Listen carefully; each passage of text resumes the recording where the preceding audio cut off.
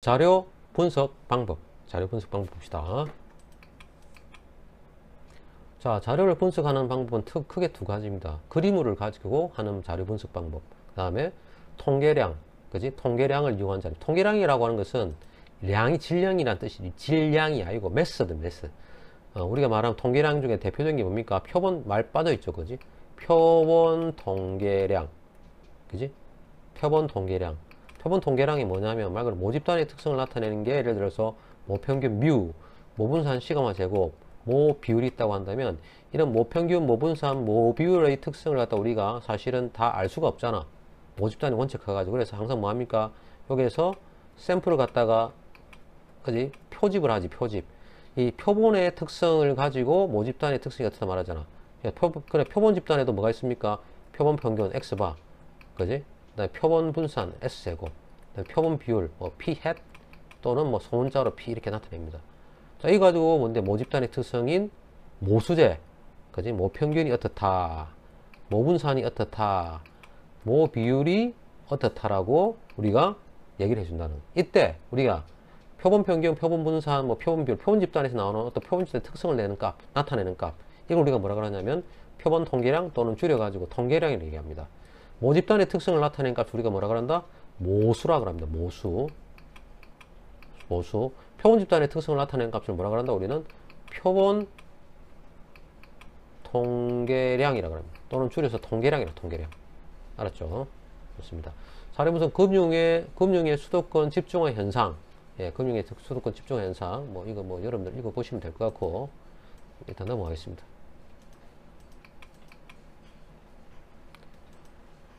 자, 페이지 133쪽이죠. 133쪽.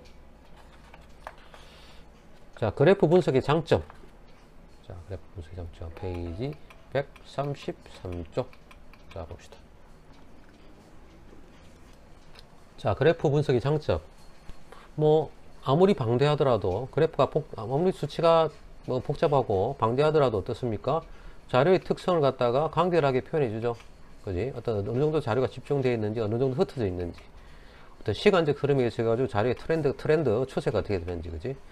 자, 그래프를 보는 사람은 통계학에 대한 전문적인 지식이 없어도 전달하고자 하는 자료 특성을 쉽게 파악할 수 있고, 그래프를 이용해서 여러 개의 변수를 쉽게 비교하는 변수가 비교라든지 관계를 갖다가 파악할 수 있고, 그지? 통계 분석의 어들을 명확하게 표현해 주죠. 자, 봅시다. 뭐 그림 3-1 우리나라 청년의 행복에 대한 평가. 여러분들은 얼마나 행복한가? 자, 전체 한국노동연구원의 청년층 고용노동 실태조사 2019년 동아일보에서 됐는데, 지금 8월 12일에 재인용을 했습니다. 그지? 이렇게 자, 됐는데 보니까는 3년 전에는 행복감 정도가 10점 만점에 4.9, 현재는 5.1, 3년 후에는 6.13 정도 될 거다, 뭐. 자, 보니까 56% 정도가 불행하다고 했습니다. 전체 응답자 2,500명이니까, 그지?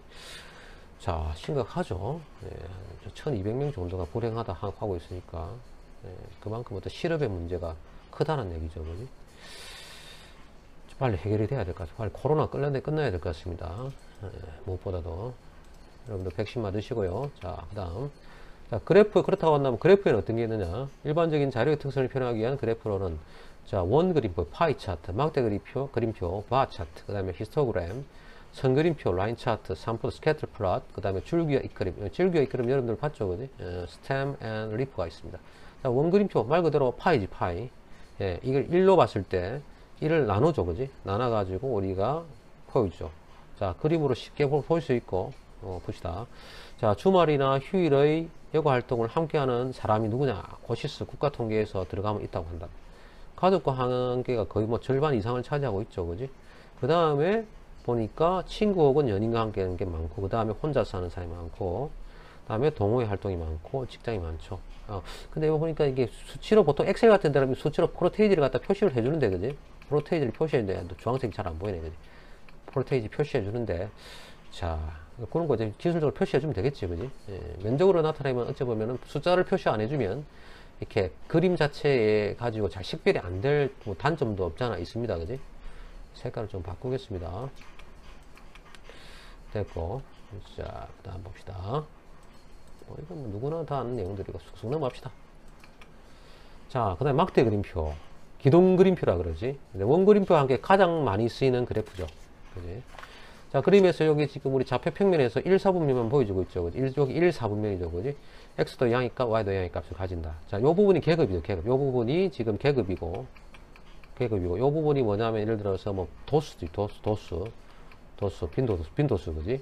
자, 됐죠. 자, 그래서 계급이죠. 그 천만 원 미만, 뭡니까? 100만 원 미만, 100에서 200만 원 미만, 뭐 200에서 300만 원 미만, 요래 돼가지고 나타났는데, 산업 및 임금 수준별 종사자수입니다. 종사자수. 산업 및, 자, 산업 분류죠. 제조업이 파란색이고, 산업별 타 산업은 이렇게 지금 주황색 같은데, 이렇게 나타나 있습니다. 그지? 한눈으로 보기에도 어떻습니까?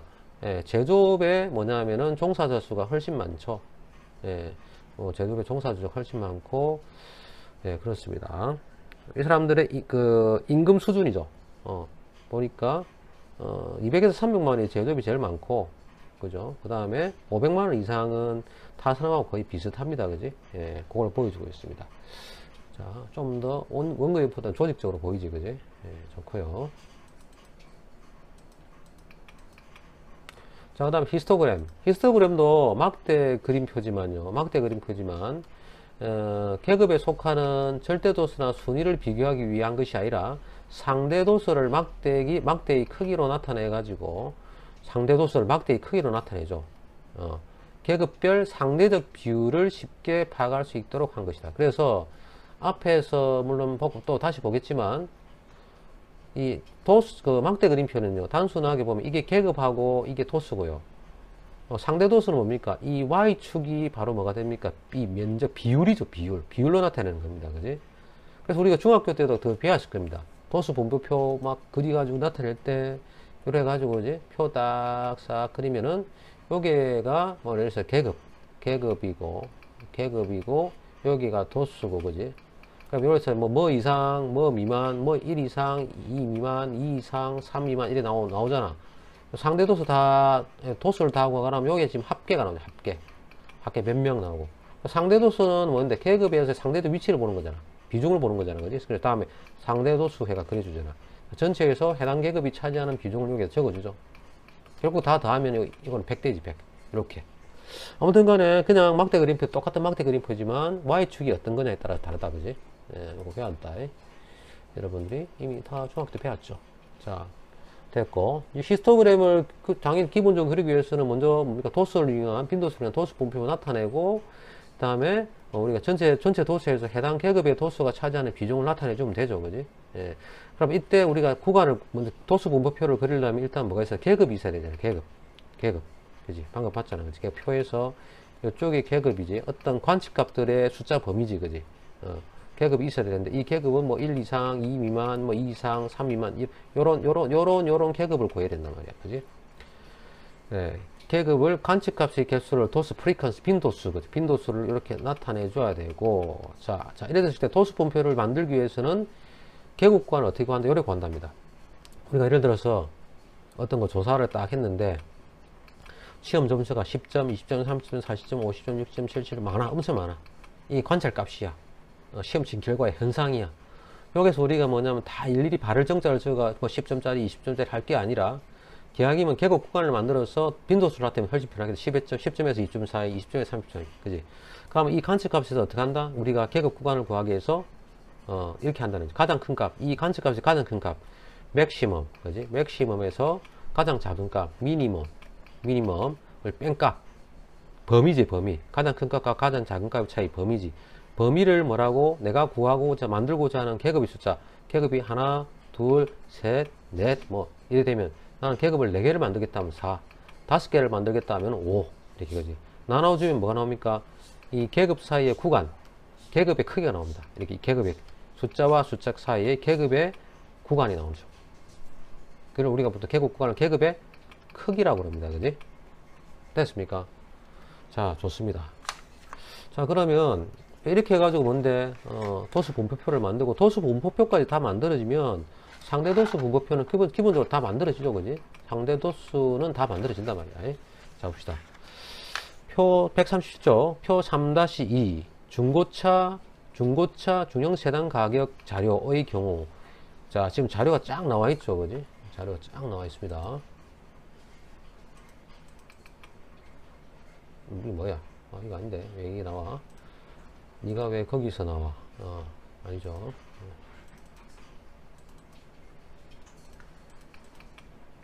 자, 지금 이거 보니까 중고차 가격 2017년 11월 1일부터 해가지고 2017년 11월 25일 거의 뭐 한 달 동안에 중고차 가격에 대한 도수 분포표를 나타내고 있고요. 그지?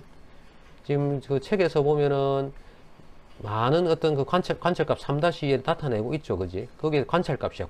관찰값이죠. 그지? 거기에서 제일 큰 값, 가장 작은 값의 차이에서 지금 보니까 계급의 수를 갖다 8로 해가 나눠주면은 얼마가 되느냐니까 306.25가 됩니다. 그지? 계급 구간이, 계급의 크기가 306.25입니다. 그래서 100의 자리에서 어떻게 했다? 이 사람이, 절상해가지고 어떻게 했습니까? 400으로 결정했습니다. 그냥. 400 정도로 하자. 그래서 첫 번째 계급의 하측 경계 400에서 시작한다. 이렇게 돼 있죠. 그지? 자, 그래서 이렇게 만들어졌죠. 400 미만부터 해가지고 400의 크기로. 400 이상, 800 미만, 800 이상, 700 미만. 이렇게 400으로 끊어지죠. 계급의 크기가. 이렇게 되는 거고. 자, 그 다음에 뭐 우리가 계급 크기를 구하라 그러면 어떻게 되면 계급 크기는 계급의 평균값이잖아. 이 값과 이 값 사이에 있는 존재하는 값이잖아. 그지? 그러면 800 빼기 400, 400 나누기 2 하면 되지. 그럼 600이 계급의 계급 값이죠. 계급 값. 요거 중간 값. 계급 사이의 중간 값을 우리가 계급 값이라 그러지. 다 배웠지. 다 배웠지. 자, 아무튼 이래가지고, 자, 계급 8개고 도수를 다 구했죠. 예. 전체 232개. 이대로는 뭐 많다 작다지만 상대적인 비율을 구하니까 훨씬 상대적인 비교 가능하잖아. 그지? 전체 계급 중에서, 전체 합계 중에서, 도수 중에서 해당 계급이 차지하는 도수, 비중. 그게 상대 도수, 즉 확률이잖아. 확률. 이 계급에서 발생할 확률. 그지? 확률이야. 자, 가장 뭡니까? 확률이 높은 데가 얼마야? 31%잖아. 31%. 자, 31%. 주로 사람들이 가장 많이 살 확률이 높은 중고차 세단 가격의 범위가 될 확률이 높은 데가 어딥니까? 800만원과 1200만원 요 사이에서 될 확률이 가장 높고, 여러분들이 적어도 중고차 중형 세단을 살려면 요 정도의 돈은 가지고 있어야 살 수 있다는 얘기죠. 자, 그 얘기를 하고 있고요. 자, 자, 이게 뭡니까? 히스토그램. 자, 도수 분포표. 여기까지 가면 상대 도수 분포표. 상대 도수 가지고 그려주면 히스토그램이 되죠. 쉬운 거를 여러분들한테 그냥 설명해 드리고 있습니다.